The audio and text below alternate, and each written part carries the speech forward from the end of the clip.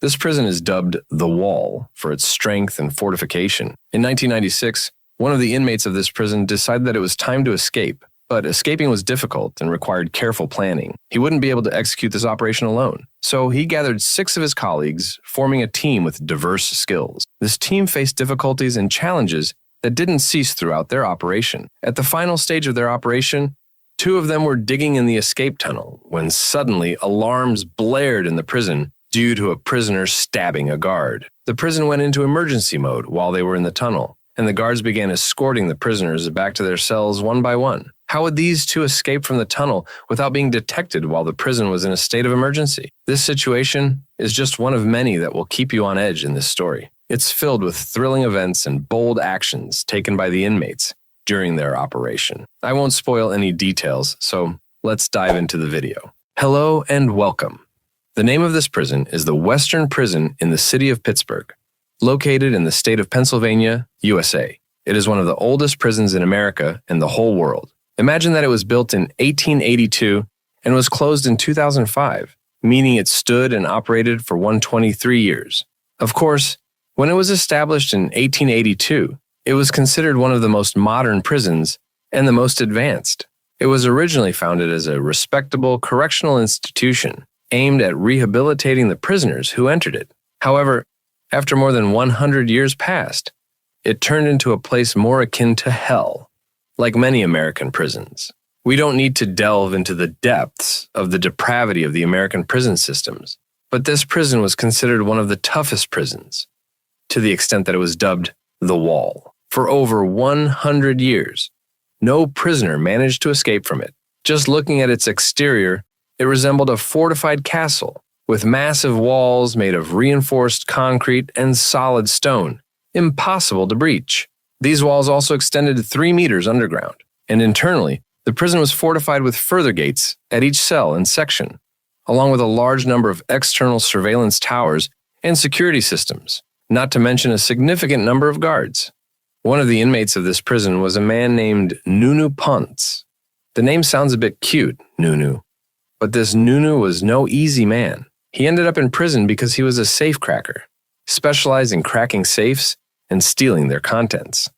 Sometimes he would rob stores, offices, or even houses, using his skills to crack, break, or open safes in some way, and steal what was inside. He also liked to play the role of Robin Hood, distributing some of his loot to his family, neighbors, and friends, who were poor or in difficult situations.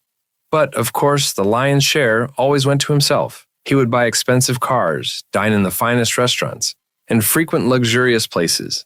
He never felt guilty about it and never skimped on himself. Throughout his life, he entered prison more than once. And in 1992, he was sentenced to 15 years in the Western Prison, or as they called it, the Wall. Nunu was observing the deteriorating situation in the prison day by day. It was overcrowded, with prisoners beyond its capacity, and violence among the inmates was escalating. Sometimes he would see prisoners stabbing each other for the most trivial reasons, and some prisoners died before his eyes. So when he reached the point of feeling that he needed to escape from this place, he felt it was either kill or be killed in self-defense. By the way, neither Nunu nor any of the prisoners I mention have their real images, at least their recent images. There are old photos of them shown at the end of the video, but all the images you see during the video are of actors. Anyway, the idea of escaping from the prison had been on Nunu's mind for a while, because he couldn't bear the conditions of the prison, especially the violence that was happening inside. However, he kept looking for the right opportunity for a long time, knowing that he would need people to help him with this operation. Finally, in 1996, his chance came. That year, a new inmate named Greg Corin became his cellmate.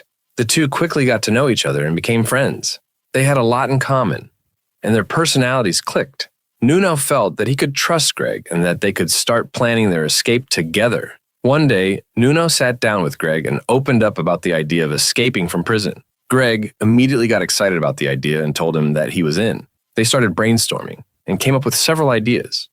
One idea was to break through the prison wall, but they quickly abandoned it because even if they could execute it, the escape would be discovered too quickly. Their second idea was to escape using construction trucks, or trucks transporting building materials since the prison was always undergoing maintenance work, and trucks were constantly coming and going. However, the prison authorities were vigilant about this, and before any truck left the prison, they would conduct a head count of the prisoners to ensure everyone was present. So, the truck escape plan was deemed impossible. Their third idea was the classic tunneling underground. However, throughout the history of the prison, which had been operating for over 100 years, many prisoners had attempted tunnel escapes without success. Nuno realized they needed to plan their tunnel in a way that avoided the mistakes of previous attempts. Their first necessity was a third partner who had experience in tunneling because neither Nuno nor Greg had any expertise in this area. This is where Kevin Pensley, a prisoner sentenced to 40 years for multiple offenses, including theft and armed assaults, came into play. Kevin had the skills Nuno needed. He was an expert in digging and excavation due to his previous work in mines. Kevin was also contemplating escape on his own, but lacked direction. Nuno convinced him to join their plan, explaining that he would handle the logistics of tunneling, while Kevin would assist in the actual digging. Kevin agreed, and now their focus shifted to determining the best location to start digging the tunnel within the large prison complex. To scout the ideal tunnel starting point, Nuno needed a job inside the prison. Most prisons have systems for inmate employment, and Nuno needed a position that would allow him to explore different areas of the prison and investigate potential tunneling sites. The maintenance department seemed perfect for this, as it provided access to various prison sections and buildings. Nuno managed to secure a job in the maintenance department or workshop, granting him access to all maintenance issues within the prison. Through this role, he gathered significant information about the prison's layout and division system. This process took several months, during which Nuno diligently searched for any opportunity that might lead to their escape. One day, a maintenance task arose in the external warehouse of the prison. This warehouse, though outside the prison walls, was still considered part of the prison complex. Its function was to control the movement of goods and items entering the prison from outside. Nuno saw this as a potential exit point for their tunnel. He knew that if they could dig their way to this warehouse, they could easily escape onto the street. However, they still needed to figure out how to begin the tunneling process without raising suspicion, especially considering Nuno's job in the maintenance workshop. He discovered a second room within the maintenance building, located directly opposite the warehouse. This room had a crawl space beneath it, providing a perfect starting point for the tunnel. But there was a problem. The room was locked, and the only key was held by the guards. They needed to find another way in. Their solution was to break through the wall of the maintenance room. Nuno intentionally damaged a water pipe near the maintenance room and reported it to the maintenance engineer, who allowed him to take the necessary tools to fix it. Among those tools was a drill, which Nuno planned to use for tunneling. However, prison regulations required him to be accompanied by a guard during any maintenance work involving potentially dangerous tools like the drill. Nuno and the guard went out, and Nuno started working on the broken pipe, while the guard stood behind him, keeping watch over the work area. The space where Nuno was working resembled a corridor with walls and a ceiling above them. The wall with the broken pipe was to the right, while the wall Nuno intended to penetrate was to the left. Nuno would occasionally move to the second wall and work on it when the guard wasn't paying close attention or was distracted, focusing on his own tasks. It was quite audacious of Nuno to be drilling into the wall while the guard was behind him, but unfortunately, the drill wasn't powerful enough to penetrate the wall. It would have taken a considerable amount of time. Realizing that the wall was a dead end and couldn't be breached, Nuno reconsidered his plan. He then turned his attention to the entrance, believing it was impossible to access without the key, which only the guards possessed. Nuno, Kevin, and George brainstormed together to figure out how to obtain a copy of the key. They needed a material that could hold an excellent impression of the key. They tried different materials like soap, oatmeal, and finally styrofoam, which turned out to be suitable for imprinting the key. Once they obtained the impression, they planned to use the tools available in Nuno's maintenance brush to craft a copy in brass. But before that, they needed to obtain the key impression. Their plan was to wait by the maintenance room door until one of the guards came for their routine inspection rounds. When the guard opened the door using the last key in the keychain, they would imprint the key. However, they couldn't risk being caught red-handed. So Nuno instigated a fight between two other inmates to divert the guard's attention. While the guard was distracted breaking up the fight, Nunu managed to imprint the key shape onto a piece of styrofoam without being noticed. Afterwards, they spent a few days crafting a new key from the impression. When they finally tested the new key, it successfully opened the door. After all their hard work and effort, they could finally enter the desired room. Inside, there was a small metal gate that led to the crawling space where they would start digging the tunnel. But before they began digging, Nuno came up with a clever idea: to distract the guards by starting a bootlegging operation within the prison. The specifics of how they manufactured the alcohol remained undisclosed, but it effectively diverted the guards' attention away from their real operation, which involved tunneling beneath the maintenance room. From the beginning of the digging operations, challenges started to emerge. The first challenge was inspection. Guards sometimes would return to the cells after the end of the outdoor break, and there was always a guard standing at the gate of the warehouse. Sometimes this guard would search the prisoners as they returned from outside. However, this guard didn't like Nuno. There was animosity between them. So, when the guard stood at the door to search him, the problem was that Nuno had keys in his pocket, including the key to the maintenance room where they were digging underneath. However, prisoners working in maintenance like Nuno were allowed to carry some keys with them. The fear was that the guard would notice the extra key, but Nuno, to avoid suspicion, confidently handed over all his keys to the guard. Imagine, the guard held the key to his freedom in his hand, yet he didn't doubt the keys and returned them to him after the search, allowing him to enter his cell as usual. But the challenges didn't stop there. Their friend Greg, who was Nuno's cellmate, was responsible for distributing alcohol to the prisoners. His operation was meant to divert the guards' attention, but Greg got caught. So he tried to divert the guards by manufacturing and distributing alcohol within the prison. This backfired on them, especially on Greg, because when Nuno and Kevin were caught, they ended up in solitary confinement. It was possible for Greg to continue with them and digging the tunnel later on, but Greg lost his temper in one moment and tried to attack one of the guards. This resulted in his solitary confinement being extended for several months, effectively removing him from the operation. So it was left to Nuno and Kevin, the tunnel digging expert, to continue the work. Of course, Kevin led the digging because of his expertise. He taught Nuno how to dig the tunnel, and they took turns digging. Each time one of them entered the room to dig, the other had to lock the door behind them, as leaving it open would raise suspicion from the guards. They estimated they needed to dig at least 4 meters deep to surpass the wall. Luckily, they knew this information from the blueprints Nuno obtained in the maintenance workshop. But besides depth, they also had to cover a considerable horizontal distance, roughly about 12 meters. Estimates suggested they needed to remove 15 tons of soil or clay to complete the tunnel. Moreover, the lack of proper ventilation made breathing difficult. They had no ventilation system and had to periodically exit the tunnel to catch their breath, adding to the risks involved. Despite the slow progress, the work continued. Nuno and Kevin discussed the possibility of adding new members to the team to expedite the process. However, before they could consider anyone, one of the prisoners began to suspect them. He observed their comings and goings from the closed maintenance room daily. Normally, prisoners avoided snitching on each other, even if they witnessed something unusual. However, this particular prisoner, Carmen Keller, started to suspect that they were planning an escape. He wanted in on the operation. Carmen was serving a life sentence for second-degree murder, a crime that could have been unintentional or impulsive. Nonetheless, he remained a criminal. When Carmen confronted Nuno and Kevin and expressed his suspicions, they had no choice but to add him to the group to avoid potential exposure. Nuno began to think ahead to the post-escape phase.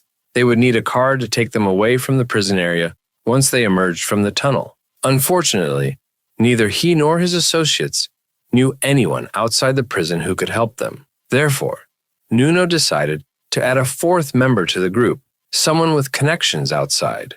Enter George Connor, an elderly man serving a life sentence for murder from the same city as the prison, Pittsburgh. He knew someone who could provide them with a car. George was added to the group solely for this purpose, since he couldn't participate in the digging due to his age. Meanwhile, Nuno and Kevin intensified their digging shifts to finish faster, while Carmen kept watch, and George secured their means of escape. After about a month of continuous work, They managed to dig to a depth of 4 meters and horizontally to about 9 meters. According to the prison plans, they were directly under the wall, meaning they didn't have much left.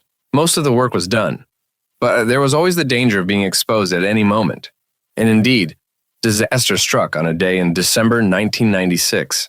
Nuno, along with Kevin and Carmen, went to the maintenance room. Kevin and Carmen entered the room to continue digging, while Nuno closed the door behind them and went to the prison cafeteria to eat. Suddenly, while he was eating, the alarm bells in the prison went off, and the guards ordered all the inmates to return to their cells immediately. The reason was that 2 guards had been attacked and stabbed by the inmates.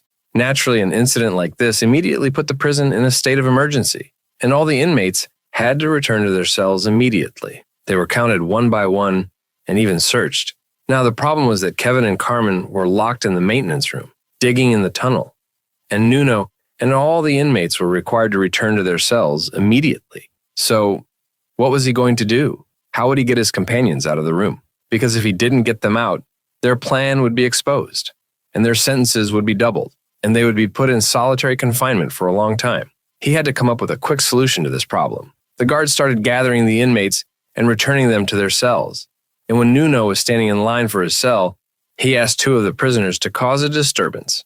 He promised to reward them handsomely. The 2 prisoners caused the disturbance, and while the guard was busy separating them, Nuno managed to leave the line and escape. He immediately ran to the maintenance room to get his companions out. Of course, the prison was in a state of emergency, and there was a great risk that one of the guards might see him, but he had no other choice. He opened the door to the room and entered immediately. He went straight to the crawling space, and when he reached the tunnel opening, he found Kevin and Carmen getting ready to come out because they heard the alarm bells and knew something was happening. They were almost out of the tunnel, and this in itself was a blessing because it's not easy to enter and exit a tunnel at their age. Quickly, Nuno told them that they had to leave the room. Kevin and Carmen quickly put on their clothes and immediately left the place. Luckily, there were no guards present in the area, and each of the 3 managed to return to their cell quickly without arousing any suspicion on themselves. They miraculously avoided the disaster that was about to befall them. This incident made the bond and relationship between the 4 prisoners much stronger and encouraged them to dig the tunnel faster. All members of the group became more prepared to listen to any instructions Nuno gave them. They began to see him truly as their leader, because in times of trouble, he didn't abandon them and risked himself to save them and the operation. Nuno knew that finishing digging the tunnel was now just a matter of time, but his focus had to be on the plan after the escape. Old George was supposed to arrange for someone to provide them with a car outside the prison, but George couldn't fulfill his task and find this person. Even though this was his only task, he wasn't even digging with them. Now Nuno had to find an alternative solution. The solution that occurred to him was that they steal a car after they get out of prison, but none of them had experience in this field. So they had to find a new prisoner with expertise in car theft and make him join them. And so, the new member, Andrew Hum, a car thief sentenced to 10 years for thefts and assaults, joined them. Now they became a group of 5, with Andrew joining almost at the end of digging the tunnel. Nevertheless, his main task would come after exiting the tunnel, meaning he would contribute to the operation and play an important role even if he didn't dig with them. But it was strange that Andrew was the latest addition to the team when there was already a 6th member. They would include this new member, a second old man named Thomas Burke. Thomas didn't seem to bring any value to the team, but Nuno included him because they were friends. And Thomas was an old man with health problems, including poor eyesight and a likelihood of fainting, meaning Nuno included him out of pity. The team didn't object because they already saw Nuno as the leader, and none of them would oppose him. So they became a group of 6, and they were preparing for the final stages of their escape plan from the prison via the tunnel. As they reached the horizontal end of the tunnel, the remaining part was digging upwards to reach the floor of the external warehouse. This stage was the most difficult in the tunnel digging operation because they would be digging above their heads, and any mistake could cause the earth to collapse on them and bury them alive. Imagine that none of the team members were willing to take this risk. Nobody wanted to dig above their heads. The idea hit Nuno's mind, and he said, "I'll do it." Nuno and the others wondered why he deserved to be the leader, but they soon realized why. Although digging upwards was risky, it would be quick, and once they broke through the soil and mud, They could breathe easily with the influx of fresh air into the tunnel. Then, they faced the challenge of breaking through the reinforced concrete floor of the warehouse, which would require heavy tools. Nuno knew this and had copied the keys to the maintenance workshop, where they kept tools and equipment. This was crucial for the operation. Nuno entered the workshop stealthily and took a large drill and a hydraulic lift, similar to the ones used for lifting cars, along with other necessary tools. Then, they started drilling holes in different places of the concrete floor to weaken it. Their goal was to weaken the floor so that they could break through it with the hydraulic lift. They succeeded in breaking through the floor, but they still faced the iron bars that reinforced the concrete. Nuno fetched an electric saw from the workshop, specialized in cutting iron bars, and they cut through the bars, thus fully opening the tunnel exit. They could now exit to the external warehouse. The room they had opened into was rarely used and overlooked the street. Moreover, it was situated at the back of the warehouse, far from where workers and employees usually went, so it was unlikely that anyone would notice them. Now, the exit was ready, but they had to wait until the next day. It was risky, but they hoped nobody would discover it until then. The best time to escape would be after dusk. They were conducting a head count of all the prisoners, and of course, they couldn't leave their cells and dormitories after evening, because all of them were closed with several doors. The closest time they could leave was around 6 in the morning. And of course, they couldn't leave at will. But remember, we said that Carmen Keller worked in the Education and Rehabilitation Department in the prison, so he could make permits for them to leave their cells early. These permits usually were for specific tasks or for scheduled education sessions, which were among the privileges Carmen helped them with, even though he joined the team reluctantly. But in the end, he greatly benefited them. The 6 of them were in their cells that night, excited and anxious at the same time. Nono couldn't even sleep all night. When the morning of the next day came, which was January 8th, 1997, they began implementing the plan after dawn, after 6 o'clock. They used the permits Carmen had distributed to them and left their cells early, pretending they were going for specific tasks.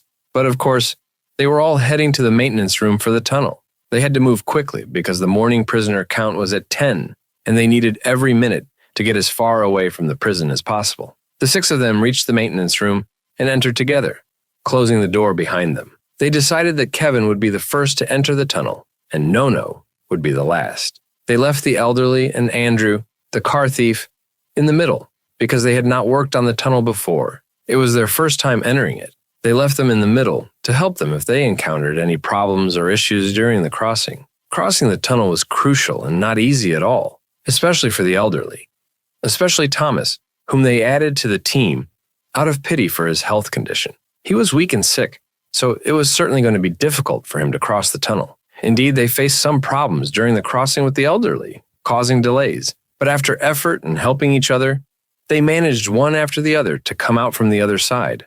Their first action was to change their clothes from prison uniforms to civilian ones. You might wonder where they got civilian clothes. The strange thing is that at that time, the prison allowed prisoners to keep clothes other than prison uniforms. It was one of the rights of prisoners, probably a law applied only in that state. I think it might have changed since then, but it was in effect at that time. So they came out of the tunnel with their clothes and immediately changed into civilian clothes. The time was around 7:30, meaning they had 2.5 hours left until the prisoner count at 10.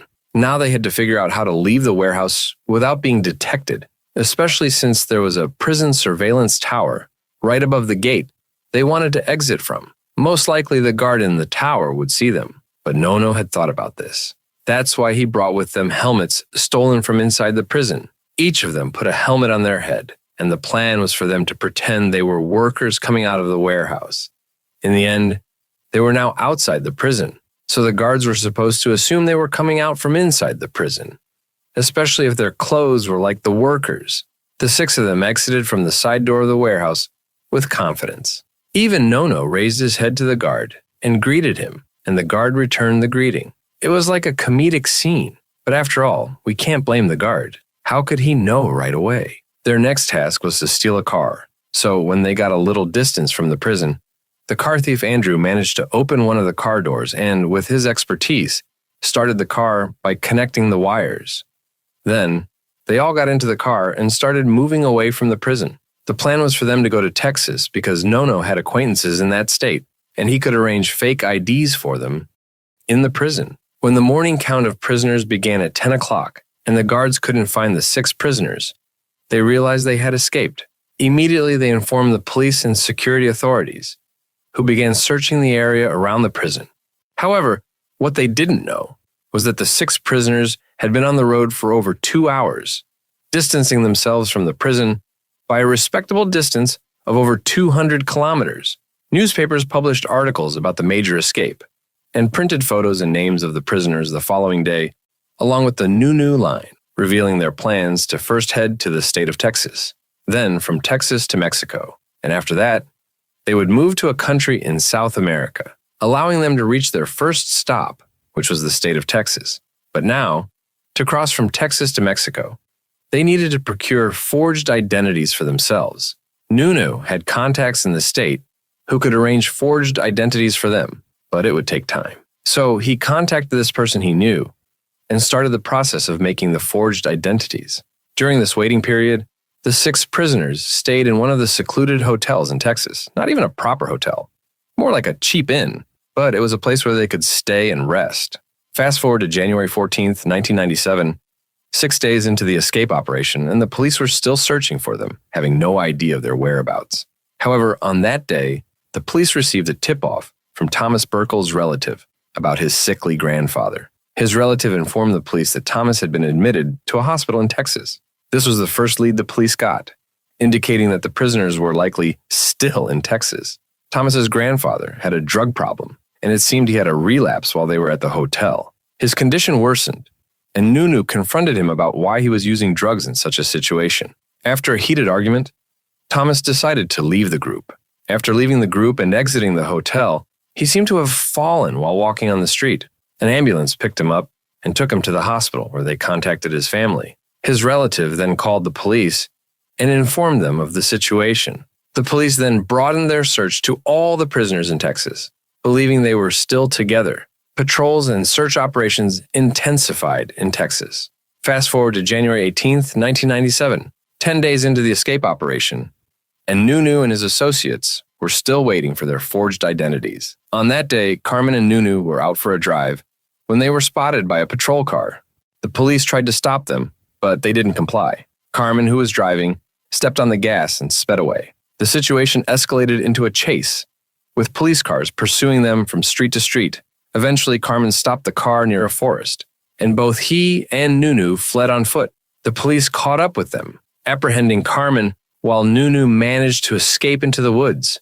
He remained on the run for 2 full days, evading the police. After ensuring that the police had lost his trail, he decided to return to the hotel. There, he found the rest of his companions waiting nervously, unaware of the recent events. They didn't know what to do when Carmen was caught, and when they heard about Nunu's escape, they were uncertain whether to leave the area or stay. If they left, they wouldn't be able to receive their forged identities, which they had been waiting for days. So, they decided to stay in the same city, but relocate to a new hotel. To their dismay, they later discovered that Carmen, the one caught by the police, had betrayed them. Carmen informed the police of their new hotel's location, but by the time the police arrived, they had already moved. However, they remained in the same city and in Texas, as they were still waiting for their forged identities. The police continued to pressure Carmen for more information. He mentioned the person they had been communicating with for the forged identities, including his name and description. With this information, the police were able to track him down. When he was ready with the forged identities, he went to the hotel to meet Nunu and his companions, intending to hand over their identities. Unbeknownst to him, the police were on his trail. When they reached the new hotel, police cars and special forces surrounded the place, stormed the hotel, and arrested Nunu and his companions. Thus, the adventure of the 6 prisoners came to an end on January 20th, 1997, just 12 days after they had tasted freedom. After all the planning, effort, and exhaustion that lasted for months, they only enjoyed 12 days of freedom before they were apprehended. Moreover, they received harsh sentences as retribution. Their punishment was far more severe than deserved, but that's what happened, and that's the story. And don't forget to like the video if you enjoyed it and subscribe to the channel if you haven't already, and hit the notification bell. There are also previous amazing clips you can watch, and that's it. See you in the next video. Goodbye.